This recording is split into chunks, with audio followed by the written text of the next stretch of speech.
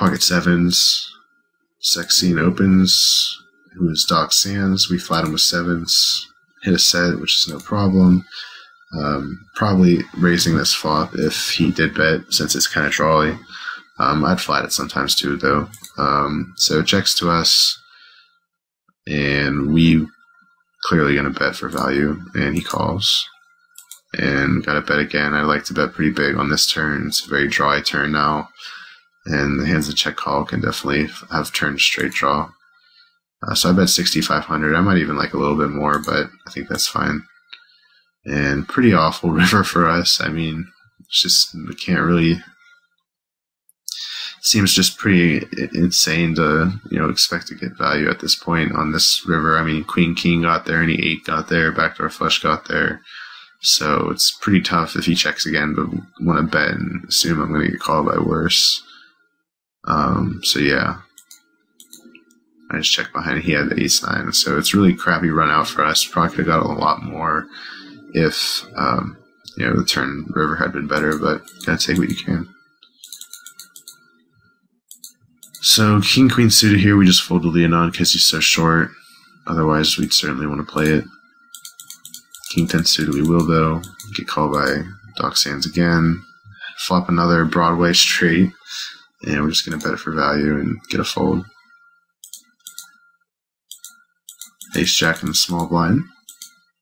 We open it and get a call this time. Last time we had Ace 4, but we do hit top pair, so we're gonna go for 3 streets here. Blind on blind. It's much stronger to have Ace Jack here in this situation. So he calls. King on the turn. I'm still gonna go for 3 streets here. A lot of people will never fold an ace versus me, and if he has King Queen or King Jack, he's gonna want to hear those two. And even on this river, if spade gets there, I'm just going to go for a bet fold, because even though he could have spades, he can definitely have worse aces as well, and those kings that floated. So want to, have it's kind of a thin value bet, but at the same time, I can definitely get called by worse. And he does end up tank folding. Ace Queen suited here on the hijack. We open it, get 3-bet by Doc Sands now, and never ever folding it. And this is actually a really pretty huge crucial hand to the tournament. It's probably semi-close to the bubble, I believe.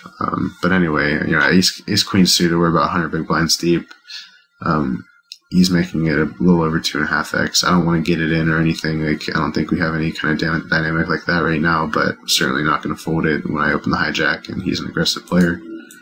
So I call, and we flop top pair, top kicker, which is pretty good against aggressive players. So he bets about half pot, and we're certainly not going anywhere. I don't want to raise, get it in, or anything like that. I don't, it's a 3-bet pot. It seems kind of spewy to get in 100 big blinds here.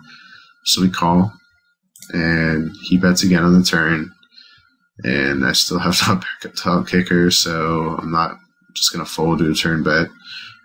He could have aces or kings, but there's still plenty of hands that he could have, like any kind of gut shot. Ace King, Ace Jack, Jack 9, King Jack, possibly a 10, possibly 8-9, possibly just any air that just wants to try to give me a fold on that turn. Just putting pressure on basically, which is something Doc Sands can definitely do. So I call again, and we get another complete brick on the river, and Doc Sands tanks for a bit and just ships it. So if we call and we're wrong, we still have 20k, so it's, at least we're not out of the tournament. But if we call and we're right, we have a huge stack, and, those aren't really reasons you should be calling. You should be calling because you think he's bluffing, or because you think you have the best hand, for sure. So you just have to kind of, this spot is just really tough to dissect, really. It's either he has a good hand, and he's hoping that I call with a shove, or he doesn't, and he's chose to 3-bet me out of position and then 3-barrel and overshove the river as a bluff, which is, obviously for most players, a very, very minute population is going to do that. So it's kind of, it's always pretty tough to make a call like this in a big tournament when someone does do it. However, we didn't have any real history in 3-bet pots especially. So as I sat there thinking about it, I just had this feeling where, like, if at this point in time, like, he wouldn't just jam here with aces or kings, but he probably would. I mean, that's probably incorrect, but either way, like, it was a tough call for sure. Like, I mean, it's a very, very strong line, and like, he probably does just jam aces or kings here too.